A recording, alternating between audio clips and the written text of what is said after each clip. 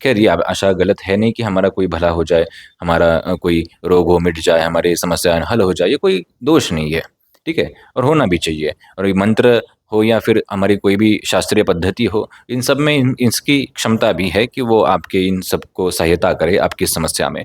लेकिन वो व्यक्ति जो आपको मार्गदर्शन कर रहा है, वो उस योग्य होना चाहिए। समस्या यहाँ से शुरुआत होती है कि पहले कुल देवी कुल देवता क्या है, ये पंडित आपको पूजा पाठ में बैठने से पहले पूछते थे।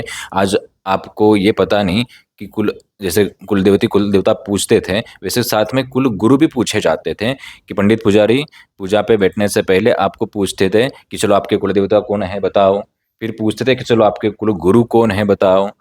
तो कुल देवता तो आप बता सकते हैं, लेकिन कुल गुरु आपको पता ही नहीं, क्योंकि हमने वो सारी पद्धतियां छोड़ दी। और जब से हमने ये सारी पद्धतियां छोड़ दी, ऐसे ऐसे लोग ऊपर आने लगे जिन्होंने धर्म का व्यापार बना दिया।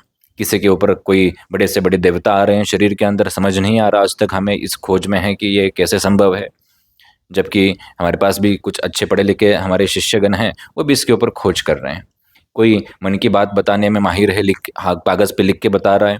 तो हमने भी कुछ लोगों के ऐसे विदेशों के उदाहरण निकाले, है ना, कि वो भी इस चीज में माहिर थे। उनके पास तो कोई विद्या नहीं, वो भी सामने वाले का नाम ऐसे, समस्या सारी चीजें ऐसे ही बता देते थे। बहुत से विदेशी ऐसे लोग हैं, ठीक है, जिनका सनातन से कोई संबंध नहीं है। तो कि ये क्या चीज़ है, ये कला है, क्या है, बहुत सी चीज़ें इसके अंदर हम खोज करेंगे और आपको बताएंगे भी। तो सबसे पहला बड़ा सवाल है कि हम ऐसे लोगों के चंगुल में कैसे फंसने से बचे। असली गुरु का सानिध्य करो। असली गुरु आपको ये नहीं बताएंगे कि जाओ ये उपाय करो तुम ठीक हो जाओगे, है ना, ऐसा करो तो वैसा हो जाएगा। वो आपको एक सीधा मार्ग बताएंगे, सरल रेखा, कि देखो अगर तुम्हें अध्यात्म में सफलता पानी है, जीव तुम अगर चाहते हो कि अध्यात्म से, अध्यात्म मतलब तुम्हारा अर्थ क्या होता है अध्यात्म का, कि कोई मंत्र कोई तंत्र कोई विद्या कोई कुछ कोई भगवान, है ना, यही तुम्हारा अर्थ है। खैर वो तो अर्थ है नहीं, अर्थ असली अलग है, लेकिन तुम्हारे अध्यात्म की बात कर रहे हैं। तो तुम्हारा अध्यात्म अगर तुम्हें समझना है, तो एक गुरु उस प्रोसेस से तुम्हें गुजारेंगे कि देखो पहले ये मंत्र है, पहले ये ऐसी चीजें हैं, वैसे ये करना पड़ेगा, वो करना पड़ेगा, है ना। तो वो प्रोसेस से तुम गुजरोगे तो चीजें समझ पाओगे, तो ऐसे लोगों के चंगुल से फंसने के लिए बचोगे। असली गुरु आपको कभी भी ये नहीं बताएंगे कि जाओ डॉक्टर का उपचार छोड़ दो, मैं जो बता रहा हूँ वही करो सब हो जाएगा। वो बोलेंगे कि नहीं, आपको वही उनका डॉक्टर का भी मार्गदर्शन लेना है। क्योंकि जब लक्ष्मण जी जब युद्ध में मूर्छित हुए थे, तो वैद्य जी को बुलाया गया था। आजकल जो हनुमान जी के नाम पे तुमको ठीक किया जा रहा है, रोगों का इलाज किया जा रहा है, तो हनुमान जी उस वक्त वहां पे उपस्थित थे। तो हनुमान जी बोल सकते थे राम जी को, राम जी सुनो मैं ठीक कर देता हूँ लक्ष्मण जी को, मेरे पास तो सारी विद्याएं हैं, है ना। लेकिन ऐसा नहीं हुआ, राम जी बोले कि नहीं, वैद्य को बुलाओ, वैद्य जो मार्गदर्शन देंगे उसके साथ हम कार्य करेंगे। तो आज भी वही है कि आप सबसे पहले वैद्य को दिखाओ, है ना, आयुर्वेदिक हो सकते हैं, एलोपैथी जो आपके आपको अच्छे लगे, वैद्य को दिखाओ। उसके बाद सबसे बड़ा अस्त्र है, अगर रोग है तो कि योग प्राणायाम करो और ध्यान करो।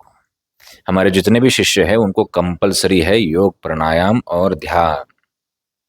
हम यहाँ पे जितने भी लोग आते हैं, सबसे पहले यही चीज बताते हैं कि तुम्हें योग प्राणायाम किसी भी हालत में करने पड़ेंगे, ये प्राणायाम करना पड़ेगा, ये योग करना पड़ेगा, खाने पीने में नियम करो, है ना।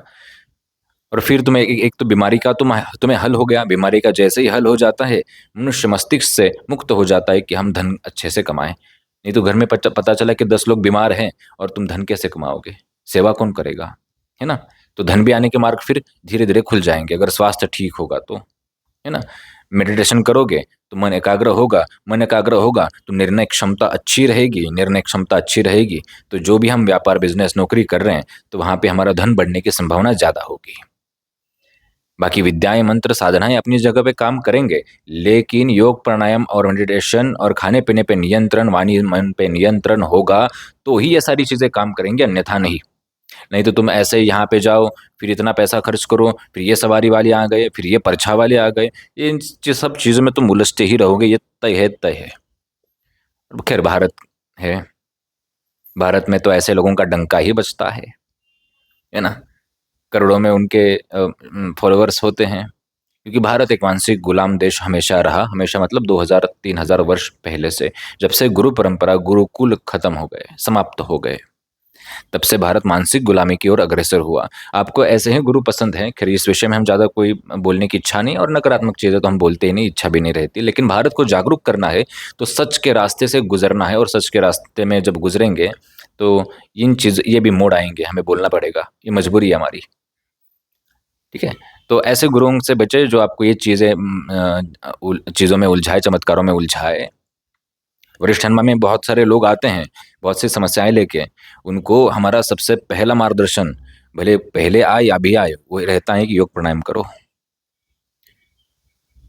उनको कोई ये मार्गदर्शन नहीं रहता कि जाओ इतनी बड़ी विधि विधान हवन होम वहां पे जाके करो, इतना पैसा खर्च करो, घर में इतना तोड़ फोड़ करो। हमारे पास कितने लोग आए कि वास्तु हमारा खराब है, अब आप कुछ उपाय बताएं। हमारे पास एक तो आए थे, उनके उनसे 50,000 रुपये ले लिए गए वास्तुशास्त्र के ऊपर, और घर में अलग अलग यंत्र लगा दिए, उसका कुछ उपयोग नहीं हुआ, वैसे की वैसे समस्या है ना। वास्तु मतलब क्या, एक थोड़ा लंबी बात है, लेकिन वास्तु मतलब क्या, तुम अपने घर में कुछ चीजें पहले तो साफ सफाई रखो, चीजें चीजें ढंग से रखो, नहीं तो पता चला कपड़े फैल के पड़े हैं, सामान फैल के पड़ा है। तो वास्तु की खराबी यहाँ से शुरुआत होती है, पहली स्टेज उसकी यहाँ से है। समझ गए। तो ऐसी चीजों में तुम अगर ये उलझते जाओगे तो नुकसान होना तय है। समझ आए। असली गुरु क्या कैसे होंगे, आपको योग प्राणायाम मेडिटेशन ध्यान शास्त्र मंत्र तथा तुम्हें क्या करना चाहिए, तुम्हारा धर्म क्या है, देश के प्रति परिवार के प्रति खुद के प्रति क्या धर्म है, वो तुम्हें उसके प्रति जागरूक करें, ये तुम्हारे असली गुरु हैं। भारत है, भारत तो वही जाएगा जहाँ पे भीड़ भाड़ और दिखावा है।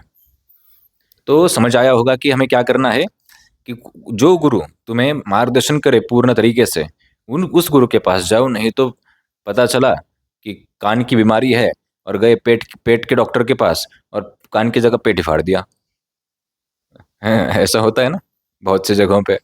तो तुम्हारे साथ भी वैसा ही हो रहा है। असली गुरु के पास जाओ, वो बताएंगे तुम्हें कि तुम्हारी कान की बीमारी है तो तुम इस प्रोसेस से गुजरो, पेट की है तो इस प्रोसेस से गुजरो, ये समस्या है तो इस प्रोसेस से आओ, है ना। तो असली गुरु को ऐसे पहचानो।